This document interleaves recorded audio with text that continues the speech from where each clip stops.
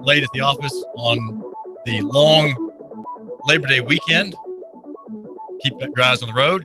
And if you are elsewhere, if you're leaving town and you've got the family in the van and your bags packed in the back and you are heading out, do thank you for giving us a few minutes of your time here at AM 1240 Hot News Talk Radio.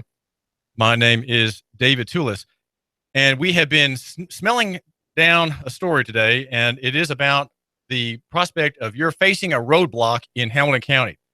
What is the prospect if you're being stopped by the police without probable cause against you personally by a roadblock? Well, there's good news and there is bad news. In a nutshell, the news is as follows: there's going to be only one roadblock, and that is today in Hamilton County at Highway 41 along Raccoon Mountain. There's only one. It will be operated by the Tennessee Highway Patrol. Now, I say there's only one with a sound of certainty, though I'm not really sure that I'm right to do that. There is a question mark, and that is from the administration of Red Bank. I've tried to reach Red Bank Police Chief Tim Crystal and had 3 phone chats with his assistant, Tracy Massey, at City Hall in Red Bank. But the last call, she hung up upon me and would not respond to the phone when I called a couple of other times, though I perhaps should have tried with a different number to reach her and just make sure she understood that I'm trying to get a hold of the chief of police, Tim Crystal, who reports to the mayor. All police departments are executive agencies. They respond to the mayor. And so if you ever have a question about a police matter, it is something perhaps for the mayor who is served by the police agency. And so there's one roadblock coming. It is today, according to the Tennessee Highway Patrol press kit that gives where all roadblocks are. There is insufficient detail, however, in the Tennessee Highway Patrol report. And we're going to hear a rather heated interview, not heated on my part, but heated on the part of Lieutenant Bill Miller in Nashville, who is the public information officer for the Highway Patrol. And he is telling me that indeed the warning given by his department is sufficient. Well, there's a standard in view here when we talk about sufficiency or insufficiency, and that is not in statute. It is a reading of the Constitution by 2 Chattanooga cases, or in 2 Chattanooga cases. One of them is the Downey case, which occurred from a roadblock by the CPD on Hickson Pike in 1997, and was the first case. It was a case of first impression, as they say, that gave the court a chance to create or adopt a balancing test between your constitutional rights and the state's so-called compelling interest. So that if the state has an interest that it views as compelling, then guess what has to yield? That's right. Your constitutional rights yield. And no matter how you defend them, how you argue them, or how aggressively and confidently you act the part of belligerent claimant in person, that is to say, someone defending your rights, your interest will be overridden. And it will be overridden all the way up on appeal in light of the 2 decisions. The first one is Downey, as I mentioned, 1997. And the second one is the Hicks decision, 2001, from an effort by the cops to catch a bad guy. They were very confident to catch a bad guy on Suck Creek Road. And so these 2 key decisions both occurred among people here in Chattanooga, that is to say, here in Hamilton County. And so we're gonna look at the standard of roadblocks by those decisions. And what I want to do here in the next hour, I'm preempting Keon Rose for a moment. I'm just actually not preempting him. I'm delaying him. Keon Rose with his sports show. It's called Clutch with Keon. Is going to be today at 7. And I begged forgiveness from Keon to interrupt his usual listener. But I figure that we may have other than you, other people out there listening who are on their way, who are on the road, and have a moment of leisure to consider this question of their constitutional liberties being affronted by roadblocks. And it is an affront, and the High Court in its reasonings, which run past about 35 pages of legal type or so, recognized as a seizure. A roadblock is a seizure, and it offends your constitutional rights. They admit it. The court admits it. The judges And so they offer what could be called a kind of palliative, a kind of compensation. Okay, we're going to allow the police to without probable cause against an individual for certain reasons under certain conditions. And so the mediation of the wrong that the judges do against you, the listener, here at AM 1240 Hot News Talk Radio, that wrong they propose be somehow eased, made softer, less injurious to you by the strict rules that they outline in their rulings. And that's what we're going to talk about just briefly, just here for a couple of minutes.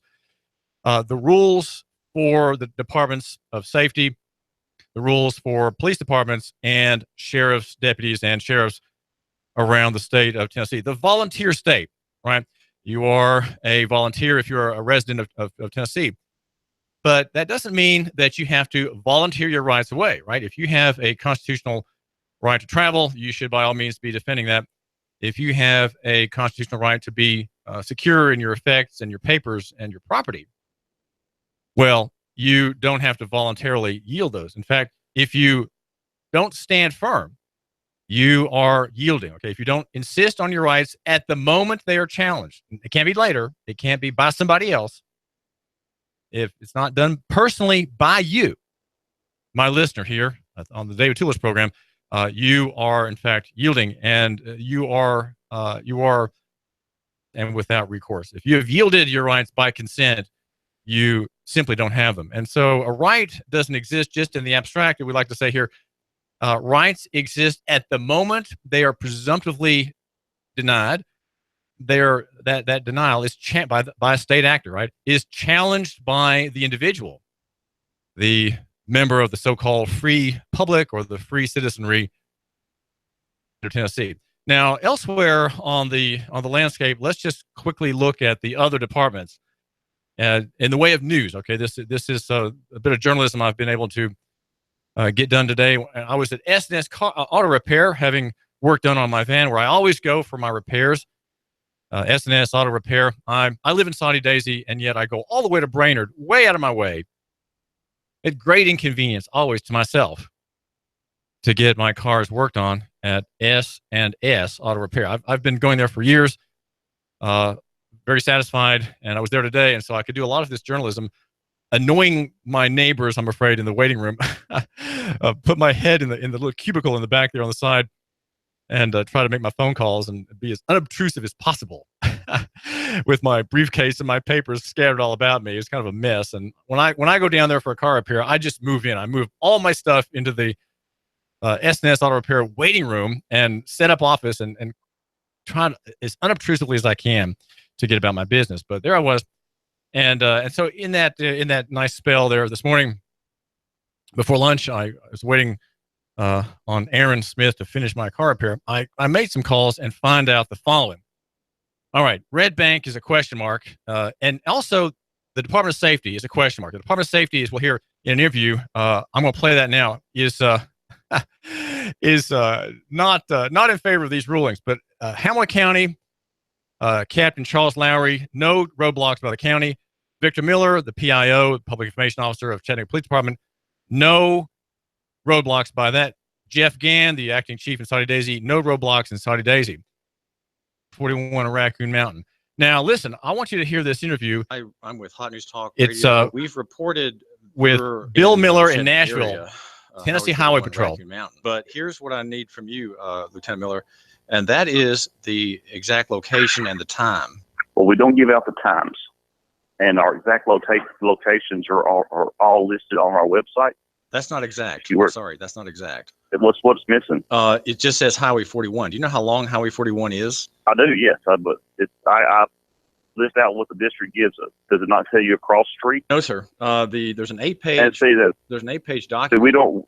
No. Well, there's an 8-page document, and the only one that has the whole state, every THP action, and all it says is Highway 41 at Raccoon Mountain, and that Hicks and Downey decisions require public notice. Otherwise, how can people avoid them? The duty of public notice, Lieutenant. Slow down. You don't need to start preaching to me about the law. I understand the law very clearly. Right.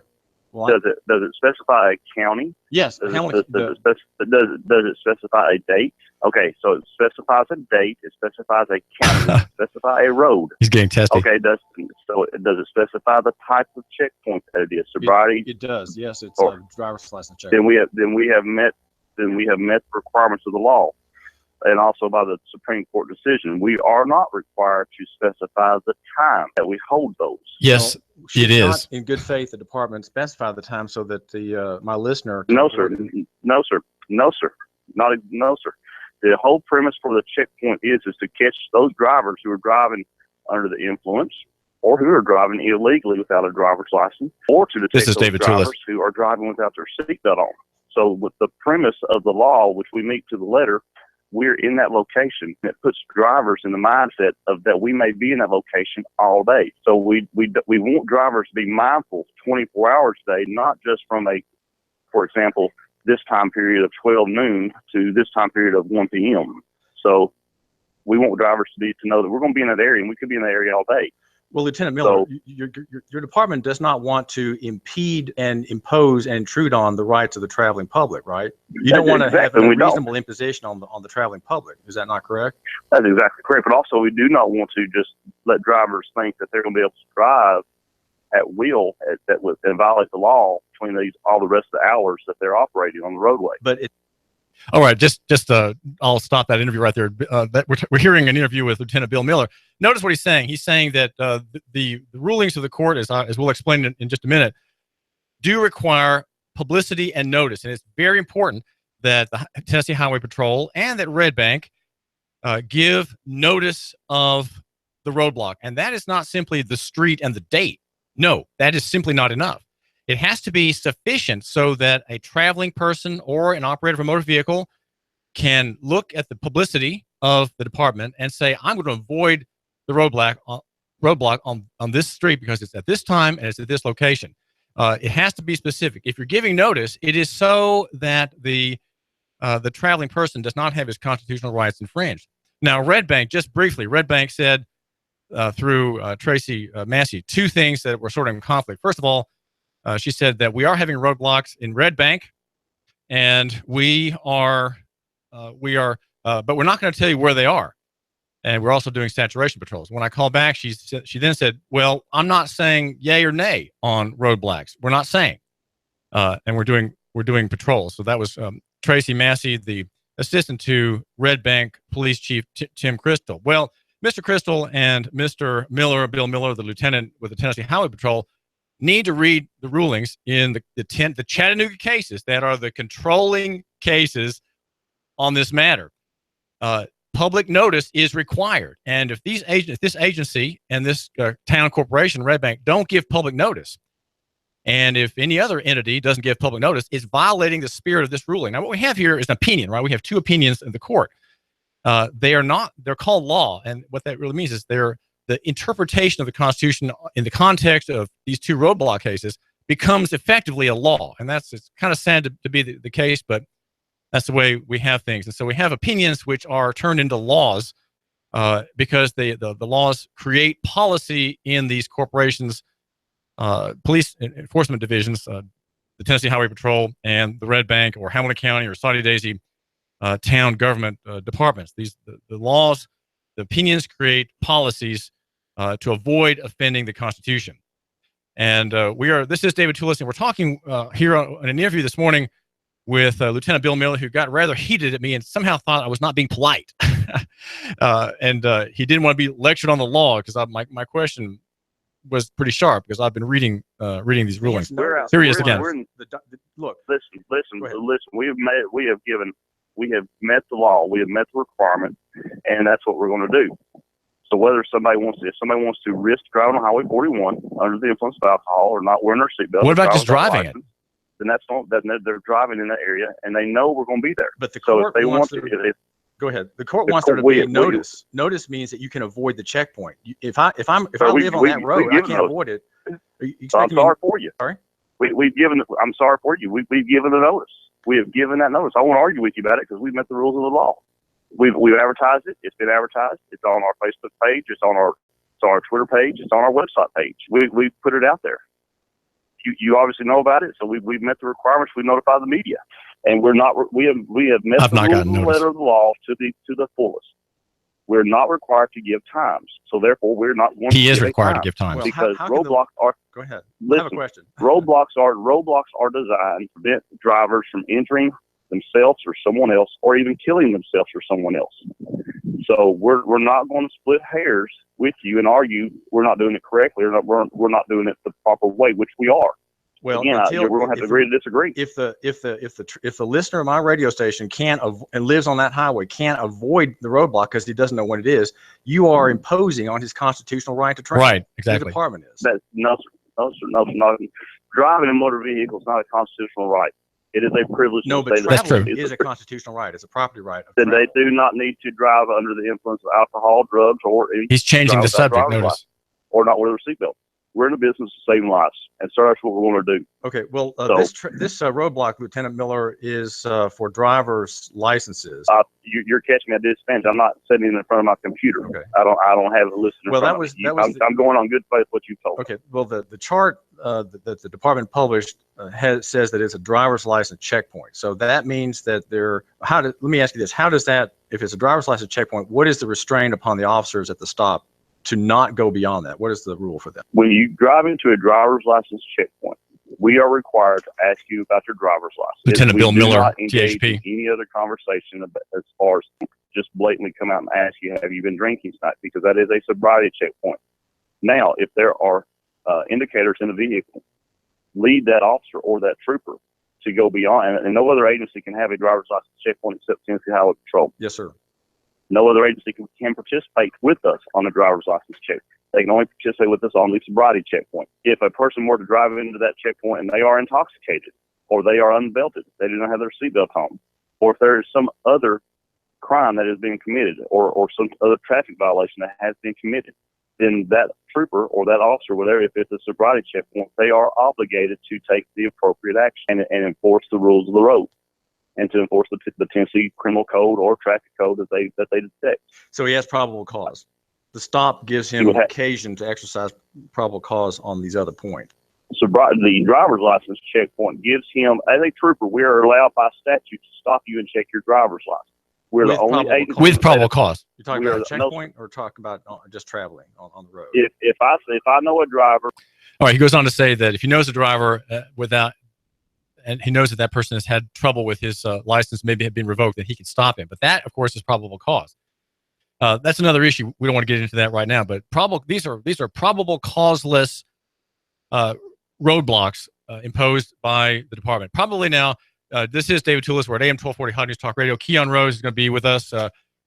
Clutch with Keon at 7. He is here in the studio waiting to give you the sports roundup for the week. But we are entering Labor Day weekend, and I've got just a couple minutes more. I've got some important announcements I want you to pay attention to here at the bottom of the hour. This is David Tulis, and our show is AM 1240 Hot News Talk Radio. And I'm a reporter here, one of the writers, and cover Nooganomics.com. Nooganomics is the website for the man who matters. It's called Nooganomics. There's only one like it, and it covers things that matter. So the man who matters knows about that website, of which I'm the editor. And we're talking about roadblocks. And what's happened is that we have one roadblock in the county, and that is tonight, this holiday weekend. So roadblock free. There will be saturation patrols all about by every department: East Ridge, Red Bank, Soddy Daisy, Hamilton County, and the Sheriff's Department, watching all the intersections and watching people with their speeds. So do, in God's good providence, be careful with your brake and your gas pedal and your steering wheel. The question is, for me, about this significant state interest, which allows roadblocks in the first place, starting with the Downey decision in 1997 that legitimized this offense against the Constitution and an offense against you. And there is Lieutenant Bill Miller of the Tennessee Highway Patrol is simply wrong. The rulings that came out of Chattanooga require public notice, and public notice means notice of sufficient detail that the innocent traveling member of the public can avoid the roadblock. Block on a road and a day given, that's not sufficient information to avoid it. He is simply wrong. He is simply wrong. He is if he wants to insist on that. So what I'm saying is this is an out for an attorney If you get caught in a roadblock, you need to bring that point up with your attorney, who's not following this issue very closely, as you should be, and as I do. And that is that there's not sufficient notice. Now, lack of notice is not by itself enough to invalidate a roadblock, but it can be an important point. And we'll talk about what the court says. But I've got some important messages for you, my listener, here to hear. This is David Tulis. You give us 12 minutes and 40 seconds, we'll give you Chattanooga and the world. News Talk 1240. MLS 2239. Listen up, y'all. Ben Phillips Home Rate Mortgage, 805-9100. I'm in the business of saving people money. And if you want to save money, pick that cell phone up right now. 805-9100. I received a call that I won't forget. A family of 5. The husband's a TVA engineer. Financial stress was rising from medical bills and children in college. We lowered their rate, paid off their bills, and saved them $800 per month. Now they're living stress-free. And the best part is this. They're skipping 2 payments and paying off their home 7 years faster. It's easy, and you can do it too. It just takes 10 minutes, 1 phone call to 805-9100. There's no cost and no obligation. So why wouldn't you call 805-9100? Or if you're at your desk like me, get a quick quote at homeratemortgage.com. That's 805-9100 or homeratemortgage.com. Whole body vibration really works for weight loss, pain relief, circulation, and building bone density. Go to Lily's as seen on TV and talk to Dottie at the Gun Barrel Road store and Robert at the 153 Hickson location. 10 minutes equals 1 hour walking. It really works. Cash, cash, cash, and more cash. Rick Davis has the cash. Need Labor Day cash? Rick Davis will give you top dollar for your gold, silver, diamonds, and coins. You'll get international prices. It's like he's giving away money. Labor Day cash and top dollar for your gold, silver, diamonds, and coins. There he goes. More cash out the door from Rick. Need Labor Day cash? Rick Davis will give you top dollar. Top dollar for your gold, silver, diamonds, and coins. Cash, cash, cash, and more cash. Rick Davis has the cash and diamonds. Rick Davis Gold and Diamonds. 5301 Brainerd Road. You know where it is. I'm blowing everything up. We're starting over. I'm doing a new show. I want guys who push into the middle of the table and go over the top. Take a risk, fail miserably. I'm right, and I'm not wrong, and I'll never back down. Conflict works. Allow it. It's The Herd with Colin Cowherd. Right here and everywhere. Noon Eastern. You give us 12 minutes and 40 seconds, we'll give you Chattanooga and the world.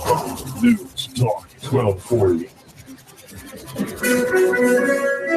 Hot 1240, Hot News Talk Radio with your Hot News Now update.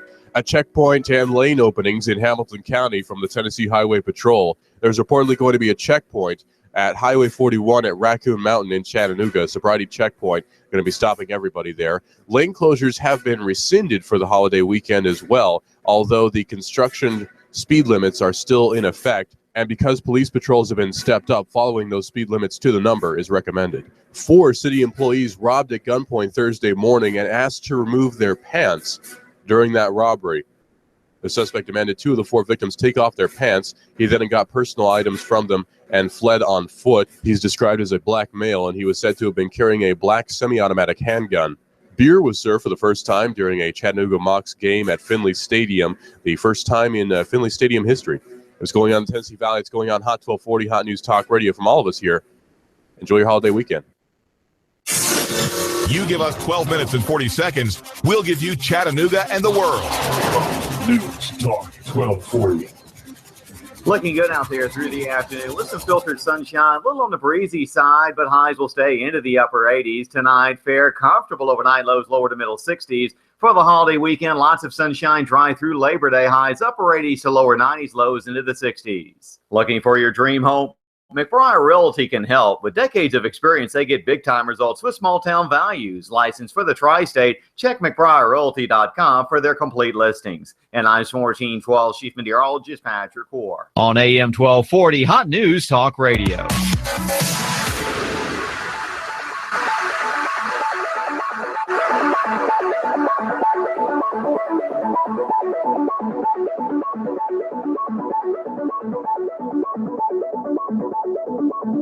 This is David Tulis, and if you're on the road heading home or heading out of town on a special Labor Day, highly deserved in your case, as you have labored hard over the hot summer months, and you're taking just a little bit of time off for your family, and you got a packed trunk, and the children are in the back seat asking about when the first stop will be, then you are at the right place, and that is AM 1240 Hot News Talk Radio.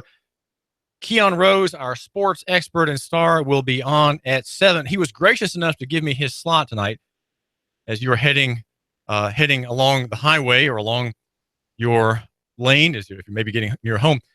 And he is clutch with Keon Rose. That's every weekday evening at 6 or nearly. And I've swiped his place, and he's very gracious to not grumble about it. We're talking about roadblocks, and the question is how can the state offend your constitutional right to be free from unreasonable searches and seizures?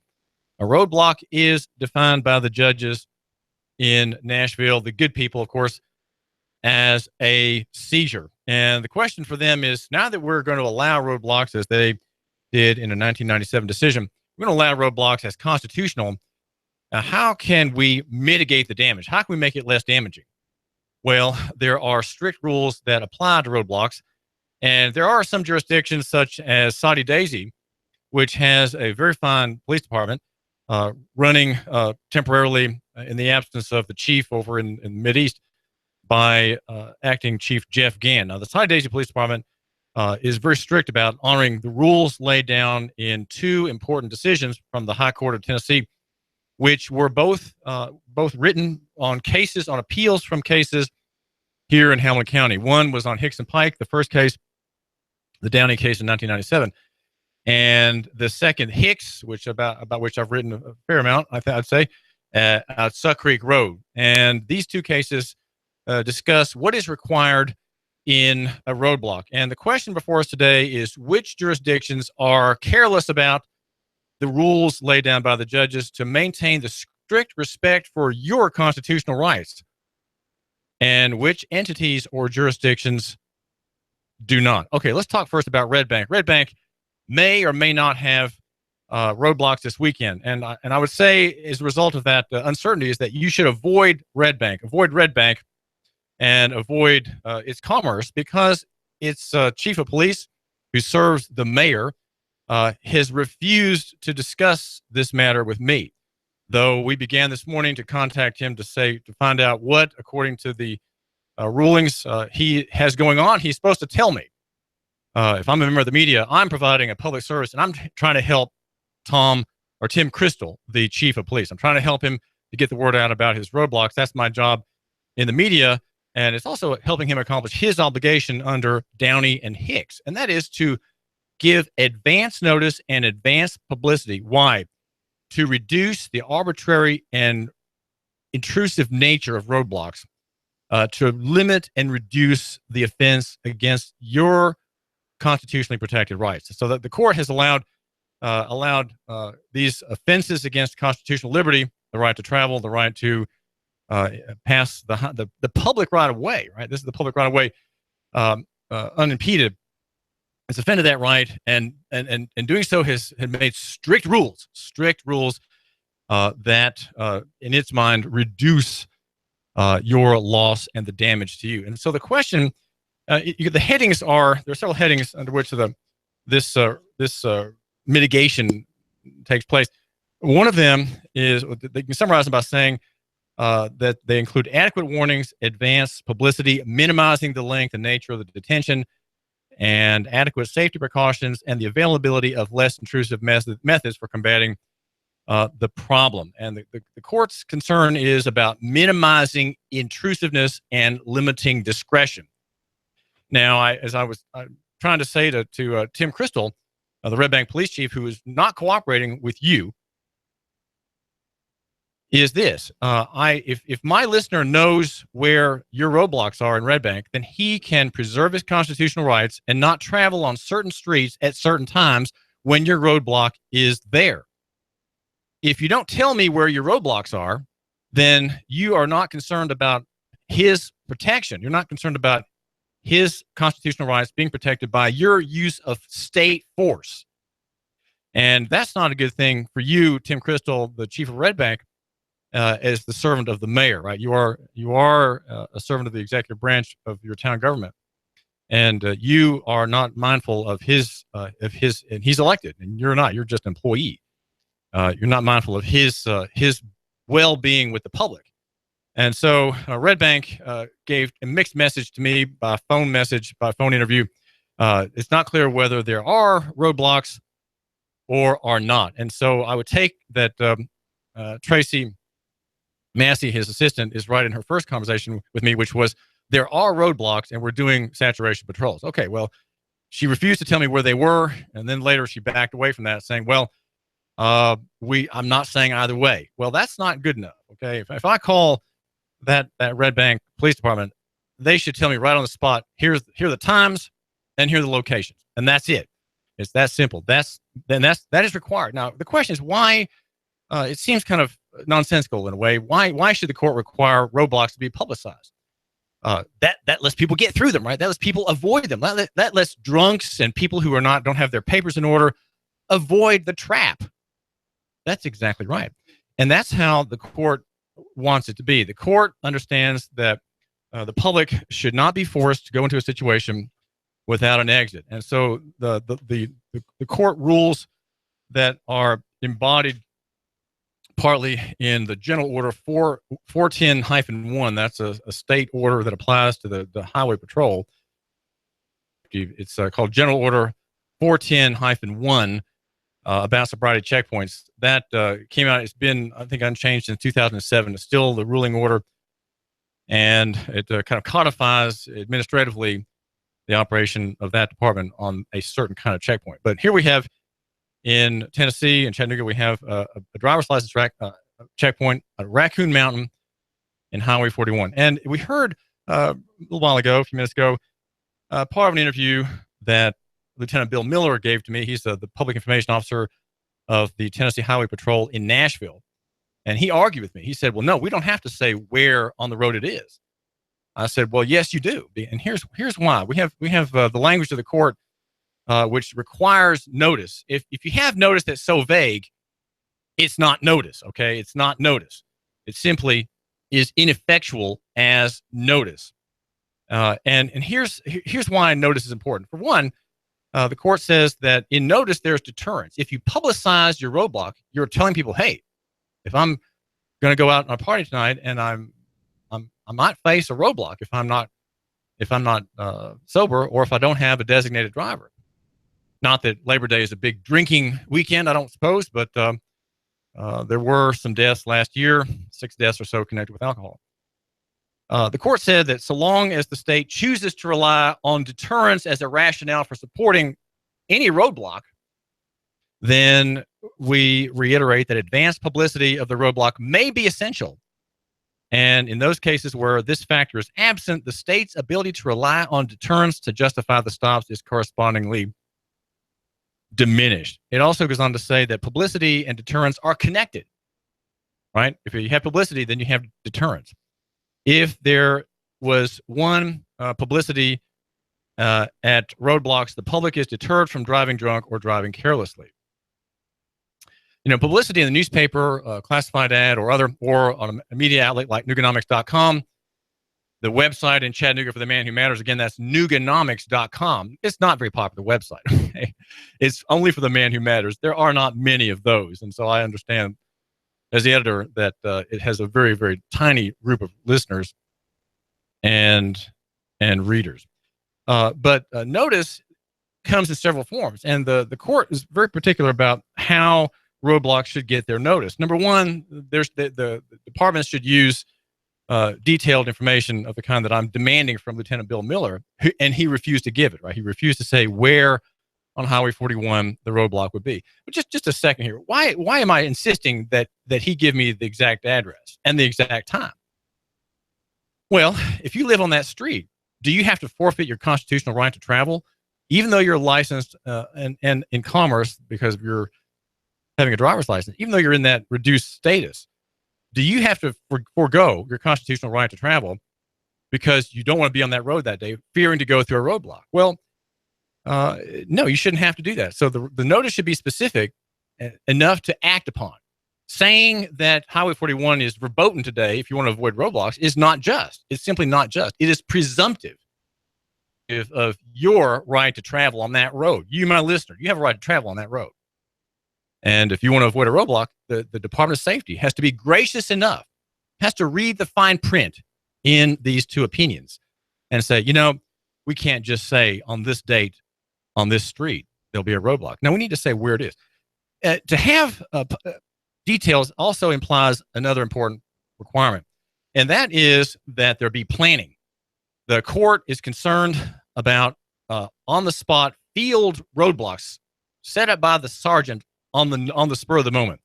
The danger of such unplanned spur-of-the-moment roadblocks is that they are discretionary and they do not imply proper control and government.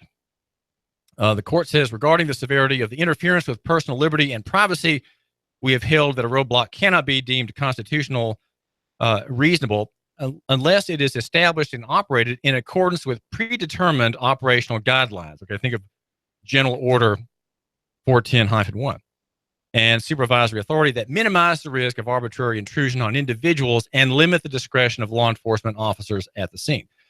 So if you can say where your roadblock is going to be, if you can name the date, all right, Red Bank, all right, Department of Highway, Department of Safety, if you can say, if you've planned it well enough and shown that you planned it well enough to avoid these arbitrary officer exertions against the traveling public, then you should be able to say not just the street, but the time and the place on the street as part of your notice.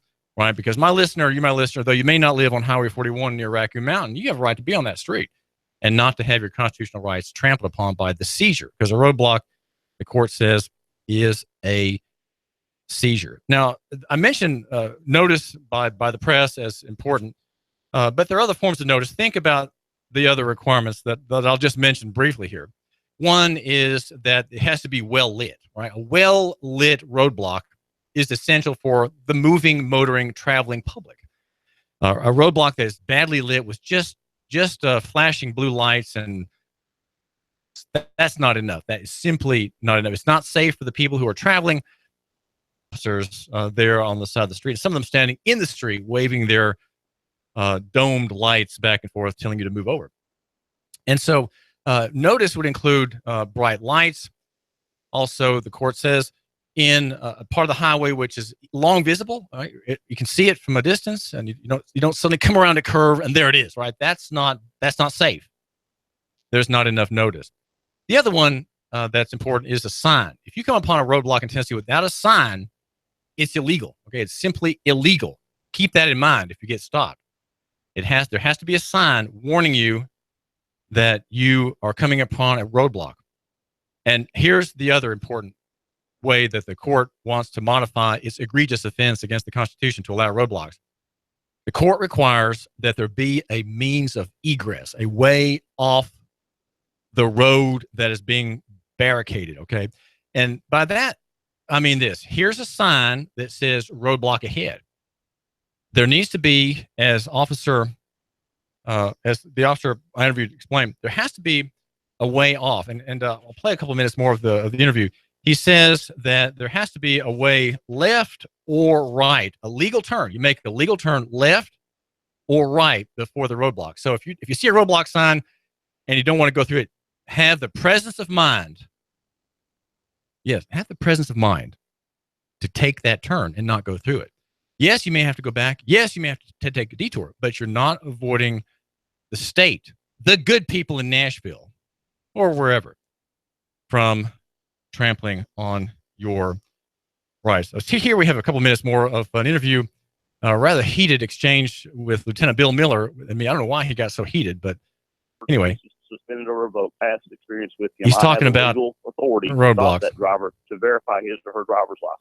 If I have a sobriety or if I have a driver's license checkpoint, I am permitted by Tennessee statute as a Tennessee Highway Patrolman. I have the right to hold that driver's license checkpoint. No other agency does, to enforce the fact that you have a driver's license or not. And if you do not, take the appropriate action to remove you from the roadway. whether that be a citation and have someone come pick you up, or if you're driving on revoked or suspended, possibly take you to jail. So if there is another infraction I detect because of that stop, I have the problem, and I do have the net probable widens cause of to the proceed stop. further. Then yes, with probable cause, I can proceed further. So at the Raccoon Mountain checkpoint today, you will be looking the initial. That is today. The causation of the stop is driver's licenses, Tennessee Highway Patrol troopers only. No other agencies are there, and the officer, using his discretion, may exercise. If he has probable cause, he can pursue. He can widen the scope of the breach. Right. He can widen the scope of find other causes to attach himself to the road. Not find other causes. If you enter into a clearly marked driver's license checkpoint, right, and you decide to legally make a traffic maneuver to not enter into that checkpoint, which is how we operate our checkpoints. We don't just box you in and you have no way of That's very good. Excellent. Excellent. As long as you make a legal traffic maneuver to avoid that traffic stop or that checkpoint, you are 100% permitted to legally drive your vehicle by the rules without of the road provoking a chase and not enter into that checkpoint. Now, if you were to stop, back up, and do a U-turn in the middle of the road, that is not a legal maneuver. So therefore, you can be stopped for violating. Yes, sir. But if a driver were to enter into the checkpoint and he or she presents their driver's license, there's no problem with their driver's license. They are permitted to continue on. If a driver were to enter that checkpoint and they are under the influence of drugs, they're not wearing their seatbelt, or there's drugs or drug paraphernalia that's visible, if there's a smell of intoxicant or a smell of some type of, just for an example, the odor of marijuana, if there's something that alerts that driver or alerts that trooper, he's not going to enter into questioning about, do you have this? This is David Tulis. Listening to he or she Lieutenant Bill Miller. Only interested in your driver's Highway license Patrol. in a driver's license checkpoint.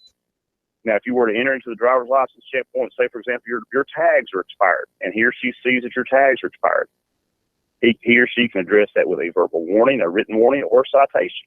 That is the rules of the road. Everyone is required to have valid license plates on their vehicle. Bill Miller, let me ask you now. Hold on. Let me just ask you back up here about the means of escape. You're saying that the Raccoon Mountain roadblock, as other THP roadblocks, allow for a means of escape. A legal turn. There's a warning sign, roadblock, checkpoint ahead, and the clearly driver posted, right, or the traveler can go make a left turn or a right turn to avoid the roadblock. That's a legal means of escape, right? That's under Downey and Hicks.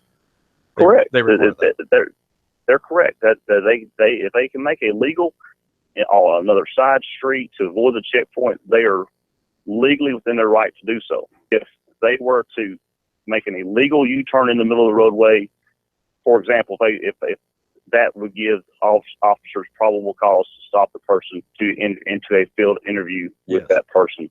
Field interview. Why they were making a illegal turning. Yes, sir. So yes. So that's common sense. If you violate the law, you're going to get stopped. I mean, it's just that simple. Now, your name is speeding on the interstate. This is David Tulis. We're talking with Lieutenant Bill Miller, and he's insisting that the Department of Safety and Homeland Security and its police division, the Tennessee Highway Patrol, is not under obligation to say exactly where today the Raccoon Mountain roadblock is going to be, but it's on Highway 41. And he refuses to, he and his department refuse to honor the requirements of the two important decisions by the Tennessee the Tennessee High Court, which require notice to be worth anything, to be real notice, to be authentic notice, actionable notice has to have particulars. It has to have the location, not just the street. A road can go for miles and miles and miles. It has to have the location. And it has to have the time. The Hicks decision says that although the absence of publicity will not invariably render a checkpoint invalid if other measures satisfy these concerns aforementioned, the advanced publicity requirement of Downey, that's the first case that came off of Hicks and Pike traffic stop or roadblock, must nevertheless be regarded as a key aspect of a minimally intrusive roadblock. And that's the court's desire. In other words, we're going to allow the offense of roadblocks against your constitutional liberties, but we're going to try to make it less painful by giving these rules, making these roadblocks minimally intrusive. Accordingly, the judges say we find that the absence of many of the attributes necessary to minimize the risk of arbitrary interference with the liberty and privacy of motorists weigh heavily against finding this roadblock in the Hicks case, that was Suck Creek Road, to be constitutionally reasonable. That was an unreasonable roadblock. It was thrown out. The case was thrown out. I think Jerry Summers may have been involved in that case. Don't remember exactly. But we are looking at this question about the roadblocks. And so, in a nutshell, if you're just tuning in, the news is there's one roadblock in Hamilton County this Labor Day weekend, just one, and it is on Highway 41 at Raccoon Mountain. And I talked with Acting Chief Jeff Gann of Saudi Daisy, none there by his department. We talked with Victor Miller, the PIO, the Public Information Officer at Chattanooga Police Department. No roadblocks by that department this 4-day weekend starting today. And Hamilton County Sheriff's Department Captain Charles Lowry says none there either. Red Bank is dysfunctional. It's hard to know what's going on in Red Bank. So I would say if you, my listener, are traveling or operating your motor vehicle this weekend, don't go to Red Bank. Red Bank is a question mark. We have conflicting information. I did not get calls returned from Tim Crystal or Tracy Massey, his assistant. So we don't know whether her initial statement is true. That is to say that, yes, we are having roadblocks, and no, we're not telling you where. The fact that Tracy Massey and Tim Crystal won't tell a reporter where the roadblocks are is very unfortunate. It's bad for Red Bank. It's bad for the spirit of that town and the people who live in it. They already are oppressed, and were oppressed for years by the traffic signal ticket lights. Now they have uncertainty about their freedom of movement on the public right-of-way. That's what a road is. A road is a public right-of-way. It belongs to the people. And if you are traveling privately without engaging in commerce, if you're not carrying people or goods for hire, you are a traveler, and you can use the public right-of-way. Most people, though, do what I do, and that is to enter into commerce, to enter into a relationship in equity, a legal relationship of submission to the Department of Safety, totally voluntarily. I did it voluntarily, no requirement of me to do that, and obtained a driver's license. And I follow all the duties that are appended to those people who ignorantly, as it was in ignorance, in the end, enter into this relationship with the state and enter into commerce. And the three legs of compulsion at that point are mandatory insurance, auto registration. The state owns your car. It holds the title to your car, giving you just the certificate of title, right? You don't have the title. It has the title. You have just the certificate thereof. And then the third one is submitting yourself under the commercial driver's license statute in Title 55. That's how you become someone in commerce. Well, this is David Tulis, and I do thank you for giving me a couple minutes of your time. Keon Rose is next. Keon, the sports expert. Keon Rose, waiting to get to you to give you the latest sports news. This is David Tulis and Binary and Hot News Talk Radio. News Talk 1240 AM 1240.